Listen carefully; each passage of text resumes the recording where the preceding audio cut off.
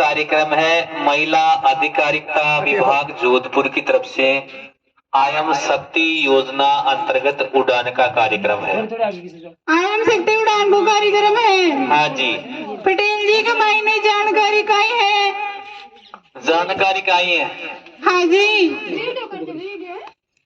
देखिए जानकारी क्या है बताओ आपको कि बेटी बचाओ और बेटी पढ़ाओ। बेटी बचाओ बेटी पढ़ाओ। हाँ, बेटी ने किसान बचाओ। बेटी बचाने से मतलब ये है कि जैसे हमें हमारे परिवार में लड़कों का महत्व होता है। हाँ जी, और जितना हम लड़कों के बारे में सोचते हैं उतना ही हम लड़कियों के बारे में भी सोचे तो बहुत ही अच्छा रहेगा। क्योंकि कई लोगों की सोच ये होती है कि हे परमात्मा हमारे परिवार में लड़के का जन्म हो, इतना ही बोलेंगे, आगे नहीं बोलेंगे। अब पता नहीं लड़कियों ने उनका क्या बिगाड़ दिया ऐसा, जो लड़के ही मांग रहे हैं लड़कियां मांग ही नहीं रहे हैं। ऐसा नहीं कहना चाहिए, क्योंकि केवल लड़कों मात्र से अपना परिवार, अपना वंश, अपना समाज, अपना राज्य और अपना देश आगे नहीं बढ़ सकता। सोचिए अगर सभी ने लड़के मांग लिए और सभी को लड़के हो गए, परमात्मा ने सभी को लड़के ही लड़के दे दिए। उन लड़कों को हमने पैदा तो कर लिया, लेकिन उन लड़कों की शादी कहाँ करवा के लाएंगे? सबसे बड़ी प्रॉब्लम ये है, क्योंकि ऐसी कोई फैक्ट्री नहीं है, न कोई पेड़ है, न कोई खान है जहां से लड़कियां निकलती है। अगर वो निकलती है किसी फैक्ट्री से, सैंपल लड़कियों के निकलते हैं, तो मुझे उस फैक्ट्री के कांटेक्ट नंबर मुझे भी दे दो, क्योंकि मेरे भी रिश्तेदारों में कम से कम 20 लड़के कमा रहे डोल रहे हैं। देखिए समाज से बेटी लेनी है और समाज को बेटी देनी है। तो हम सब ये सोचें कि परमात्मा के द्वारा जो भी हमें मिल रहा है, चाहे लड़का हो चाहे लड़की हो, उसको हम परमात्मा के द्वारा एक तोहफा समझे, गिफ्ट समझे और उसको सहर्ष खुशी पूर्वक जन्म दें और प्रेम पूर्वक उसकी परवरिश करें।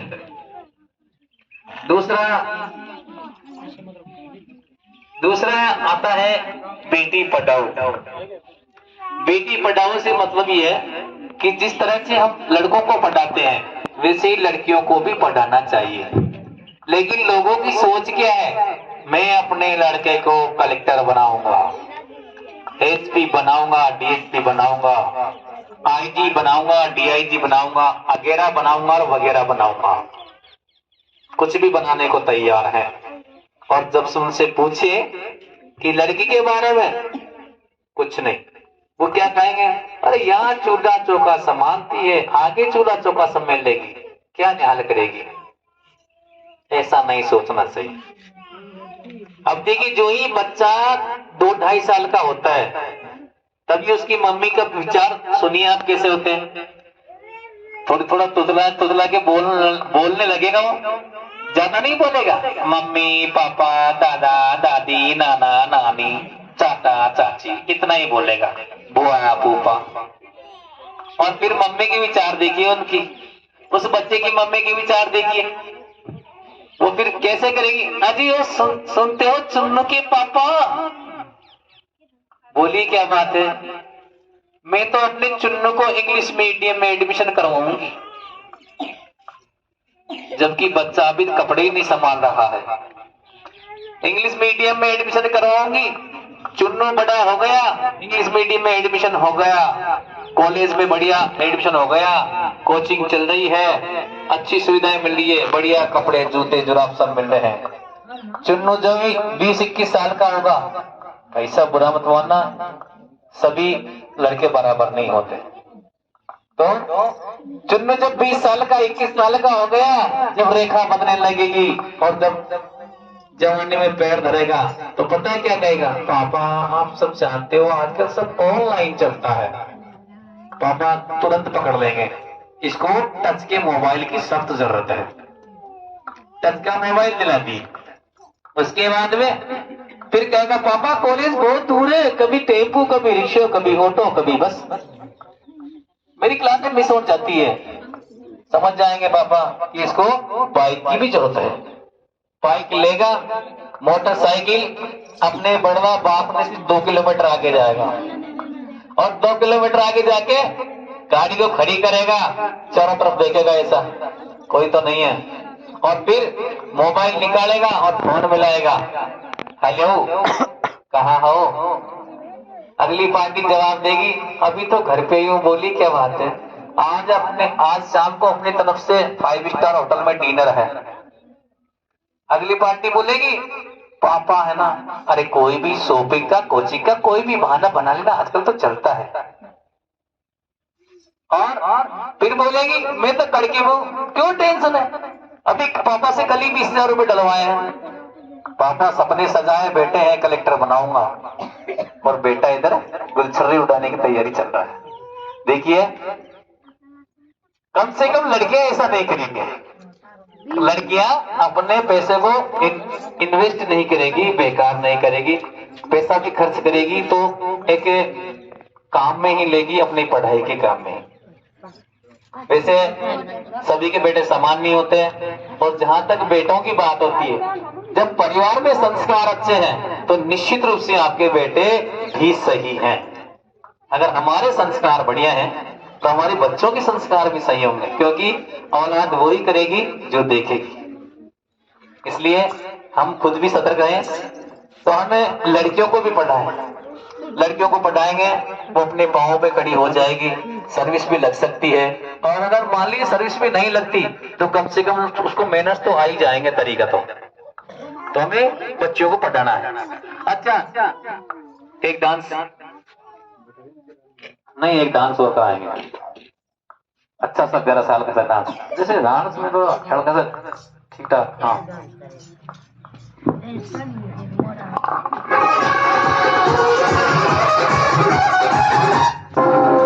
माइक पकड़ो। तीसरा पॉइंट आता है अपने सामने, आयम शक्ति उड़ान की योजना का। थोड़ा गौरतलब विषय है, थोड़ा ध्यान रखना। इस कार्यक्रम का मुख्य उद्देश्य यही है, और कार्यक्रम है किशोरी बालिका से लेकर के समस्त महिलाओं को स्वास्थ्य को ध्यान में रखते हुए ये कार्यक्रम और योजना स्टार्ट की गई है।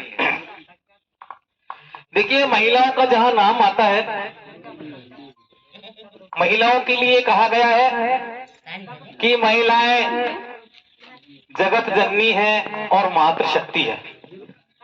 जगत यानी संसार, और जननी यानी जन्म देने वाली, अर्थात संसार को जन्म महिला ने ही दिया है, क्योंकि जो जनरेशन होती है, जो परिवार बढ़ता है, जो संतान होती है, वो महिलाओं से ही होती है।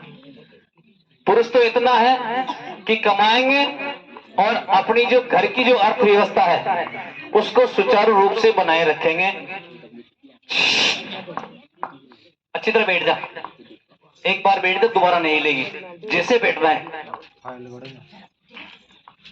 बाकी सभी जिम्मेदारी बच्चे की महिलाओं की होती है।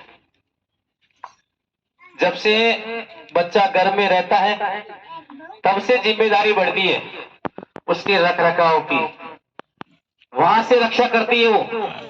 तो जब तक उसका बेटा बूढ़ा होके मर नहीं जाता तब तक उसके दिमाग में टेंशन रहती है, चाहे बेटा कलेक्टर बने, चाहे एसपी बने, चाहे डीएसपी बने।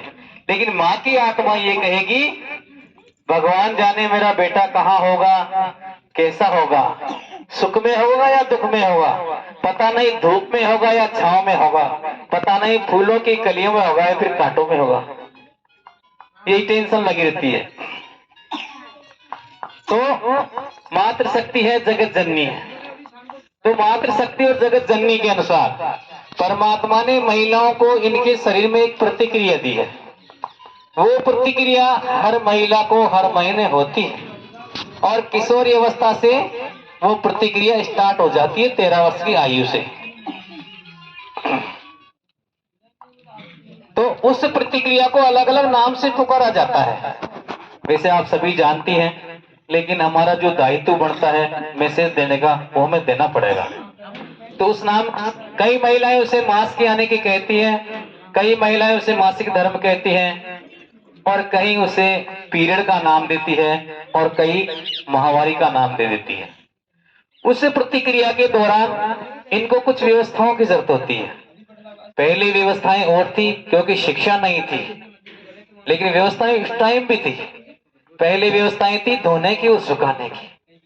उन व्यवस्थाओं में गड़बड़ हो जाता था, कभी धोने में कमी रहती थी, कभी सुखाने में। उस वजह से महिलाओं में संक्रामण बीमारी फैल जाती थी। शिक्षा नहीं थी, अगर महिला मर भी जाती थी तो बेचारे घर वाले संतोष पकड़ लेते थे। और क्या कहकर संतोष पकड़ते, क्या करे साहब, परमात्मा की मर्जी है, पता नहीं कौन सी पर्दे की बीमारी हो गई, बेचारी मर गई और बेचारी के बच्चे भी लगते रह गए। शिक्षा नहीं थी ना। अब जो जो शिक्षा बढ़ी त्यों त्यों बीमारियों के बारे में नॉलेज बढ़ने लगा, और जो नॉलेज बढ़ा त्यों त्यों सिस्टम भी चेंज होने लगा, और सिस्टम आ गया नेपकिन और पैड का। चलो ठीक है, इनका सिस्टम चलता रहा। अभी जो बीच में लॉकडाउन हुआ उसमें महिलाएं अपने अपने स्थानों में जाम होने के कारण इनकी व्यवस्थाएं गड़बड़ा गई। गड़बड़ा ऐसे गई कि व्यवस्थाएं बैठी नहीं, बाहर निकलने का मौका मिला नहीं और व्यवस्थाएं नहीं जुटा पाई।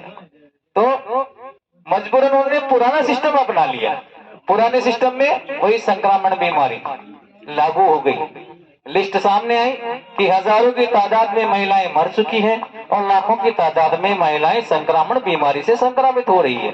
तो हमारे मुख्यमंत्री जी ने महिलाओं के स्वास्थ्य को ध्यान रखते हुए ये योजना लागू कर दी, आयम शक्ति उड़ान की योजना। इस योजना को कब लागू की? देखिए, हमारी जो पहली महिला प्रधानमंत्री श्रीमती इंदिरा गांधी जी थी, उनकी जन्म दिवस के उपलक्ष्य में आयम शक्ति उड़ान की योजना लागू कर दी। और इस योजना के अनुसार 13 वर्ष की किशोरी बालिका से लेकर के और आगे तक की उम्र के लिए सभी महिलाओं के लिए, किशोरी बालिकाओं के लिए निशुल्क सैनिटरी नैपकिन उपलब्ध करवाने की घोषणा कर दी और 4 सेंटर नियुक्त कर दिए। पहला, वो लड़कियां जो किशोरी बालिकाएं हैं और जिनको जरूरत है उनके लिए स्कूल में पढ़ती है, और जो लड़कियां कॉलेज में पढ़ती हैं उनको कॉलेज में व्यवस्था। बाकी जो किशोरी बालिकाएं और महिलाएं हैं ग्रामीण, उनके लिए आंगनबाड़ी केंद्र और स्वास्थ्य केंद्र, ये 4 केंद्र नियुक्त किए हैं। इन चारों केंद्रों पर व्यवस्थानुसार आधार कार्ड और जनाधार कार्ड दिखाकर नैपकिन उपलब्ध करवाए जाते हैं। तो देखिए, आप सभी जब आपको जरूरत पड़े आप तुरंत व्यवस्थित स्थानों पर पहुंच जाएं, व्यवस्थित केंद्रों पर पहुंच जाएं और निशुल्क नैपकिन प्राप्त करें, उसका ही प्रयोग करें। देखिए, अगर अन्य रास्ता अपनाती हैं तो आप रिस्क ले सकती हैं, हो सकता है आप बीमारी से ग्रस्त हो जाए, हो सकता है कि आप मौत को भी दाग दे सकती है, मौत को भी न्योता हो सकता है। इसलिए अपने आप को स्वच्छ रखें, स्वस्थ रखें और तंदुरुस्त रखें, अपने स्वास्थ्य के प्रति जागरूक हों। और इसी के साथ में एक बार फिर से राजस्थानी डांस